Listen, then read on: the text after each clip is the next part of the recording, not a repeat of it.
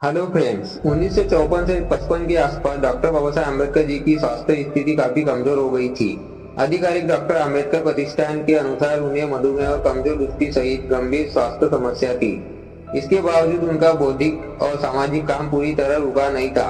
वे अपने लेखन और बौद्ध धर्म से जुड़े अध्ययन पर लगातार काम कर रहे थे।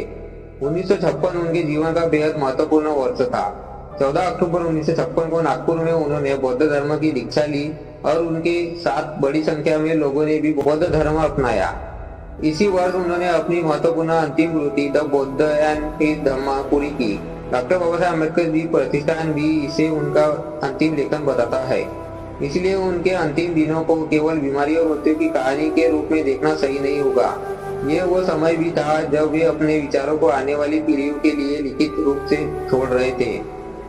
केंद्र मंत्री के पद से इस्तीफा देने के बाद बाबा साहेब अम्बेडकर जी ने अपना सरकारी निवास छोड़ दिया था और 1 नवंबर 1951 को 26 अलीपुर रोड दिल्ली के बंगले में रहने लगे। वे अपने अंतिम समय तक वही रहे। आज यही स्थान डॉक्टर बाबा साहेब अम्बेडकर जी राष्ट्रीय स्मारक के रूप में जाना जाता है। उनके अंतिम समय का एक बड़ा हिस्सा लेखन, अध्ययन और बौद्ध धर्म से संबंधित चिंतित में बीता। उनका उद्देश्य केवल व्यक्तिगत धार्मिक परिवर्तन नहीं था। वे बौद्ध के विचारों को सामाजिक समानता, नैतिकता और मानव गरिमा के संदर्भ में समझते थे।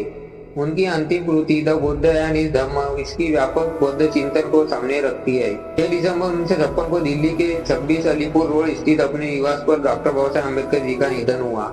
भारत सरकार के डॉक्टर बाबा साहेब अम्बेडकर जी प्रतिष्ठान के अनुसार इसी दिन उन्होंने महापरिनिर्वाण प्राप्त किया। धर्म परंपरा में महापरिनिर्वाण शब्द बौद्ध के अंतिम निर्वाण के संदर्भ में इस्तेमाल होता है।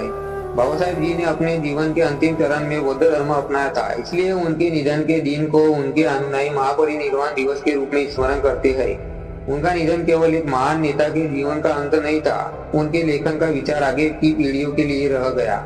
साहेब जी का शरीर 6 दिसंबर 1956 को हमारे बीच नहीं रहा, लेकिन उनके विचार वही समाप्त नहीं हुए।